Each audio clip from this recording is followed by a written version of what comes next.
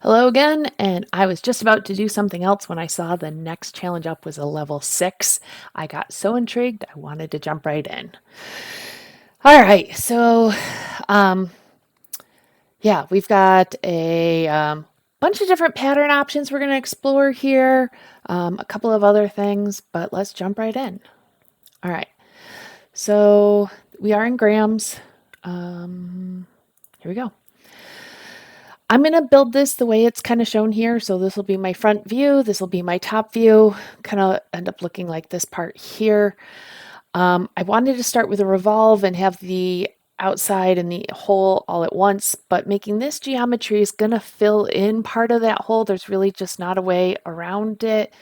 You could try creating a plane at the back and then extruding up to the circular face, but all of our dimensions are given in the side view. So let's just start with a sketch. And we'll draw all three dimension circles, and we'll grab the first two for an extrude, and then we'll grab the third one at the end. So we'll make the small hole on the inside 40. The taller tube is 60. And the large outer diameter is 122. Okay. And we'll use the sketch region option, and we'll take both of these, holding down control, and give those an extrude all the way up for an overall height of 100. Okay. And then we'll extrude this piece here for the bottom height of 8. All right, let's do this complicated thing on the right plane. So we're going to sketch over, let me make an extrude on the right plane. Okay, so we're going to have circle, circle. Oh. Let's see here.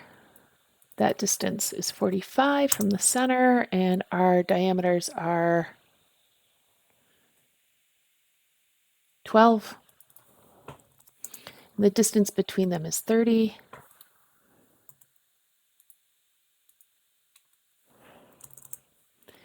And for the height, we actually don't know it. We just know that there's a round here, and it's going to be concentric. Actually, you know what? So let's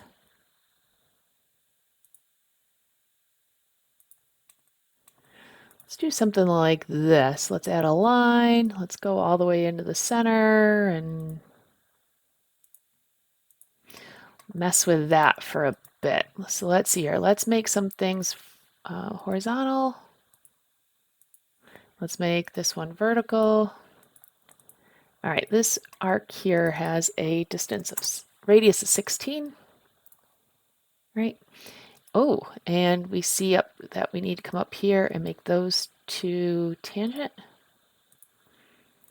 And let's add a fillet here. It's also 16. And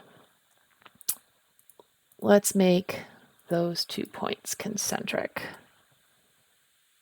Let's get rid of that one. There we go. Oh, you might not have seen that. I had a pop-up that because these were vertical and I wanted to make it concentric, it was over-constrained. All right. So let's extrude that. Let's make it symmetric with a width of 50. Okay. And actually, this would have been a good opportunity to use sketch region, but I didn't. So we'll go into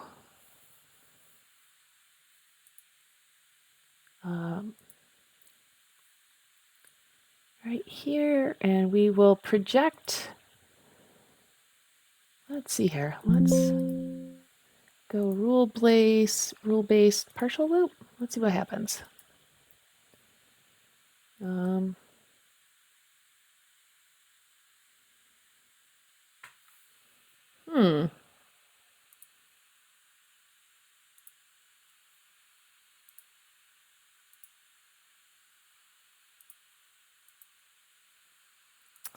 All right, we got that one.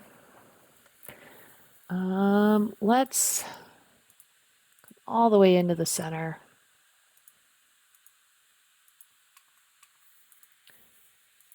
Trim that piece off. All right, and let's extrude this. Removing material, make sure it's symmetric with a depth of 9. That looks good. And this looks like a good time to take that one and extrude it.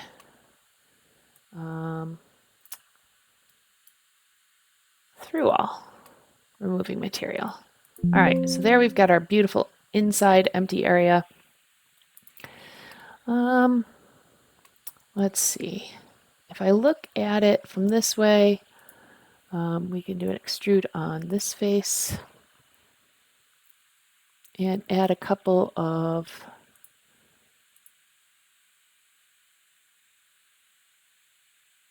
circles.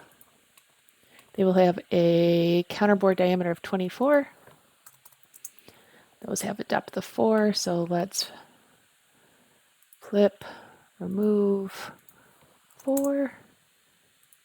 And let's go do the same thing on the other side with the hexagon. All right, so let's show you a little something here with the hex. So under polygons, we have a 6-sided hexagon. We're going to drop that in right onto that location. Okay. We'll dimension the overall. That's popping up in the other window, but let's try that again. We're going to dimension here to here. And we've got a pop-up. Here we go. The 16 we can delete. We'll update this to be 20. Okay, we're going to make it concentric between the construction circle and the hex. And then what we can do is we can select all of that and hit Control-C, Control-V. And we'll paste this down here. And what I want to do is make it coincident to there. And I can use equal to make this and this the same. There we go. So now we have 2 of those similar hexagon shapes. All right, let's drag this the other direction, remove material. The hex has a depth of 8. All right, so now our last step is the geometry on the bottom. So we're going to add some ribs. Let's start with a profile rib here. Okay, we've got a 45 degree and then this 5. So we're going to go from here to here. The rib tool allows us to not have to select or draw all the geometry.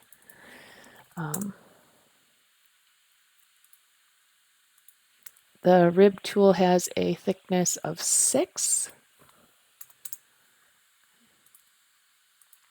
But it does also give us, if you look at the top view, this geometry copies the geometry at the other end. So it's not this exact same as an extrude because it's following on this cylindrical shape. We get a little bit of a cylindrical shape out here. Okay. All right, let's go to geometry, and we're going to do a couple of variations of this. All right, so for this one, this is pretty straightforward.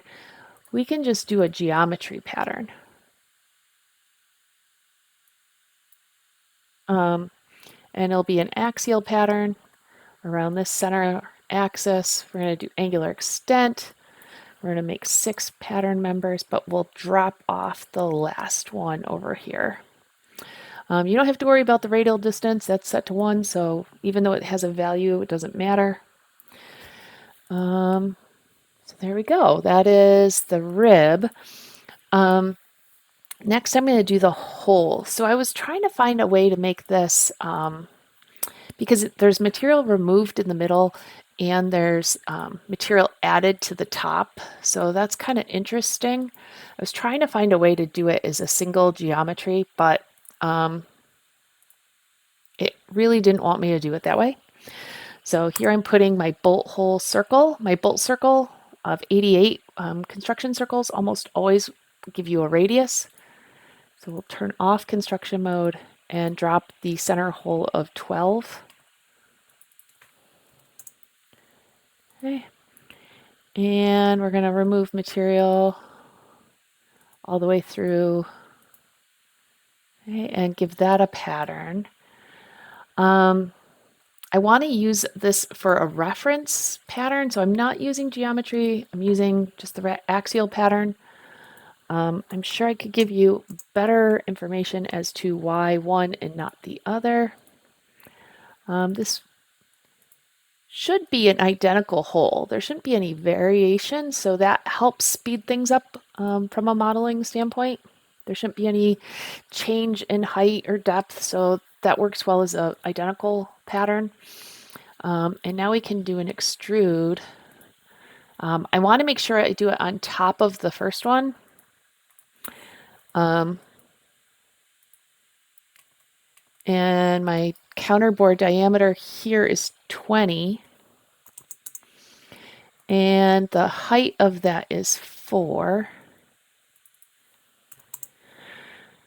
All right, I want to make sure I do it on the first one where I started, because then I can pattern that part and I get the reference pattern. So I made some geometry that was similar to the first hole, so it's going to do a similar pattern. Okay. All right, a level 6. I think we got it all done here. Let's see how we did.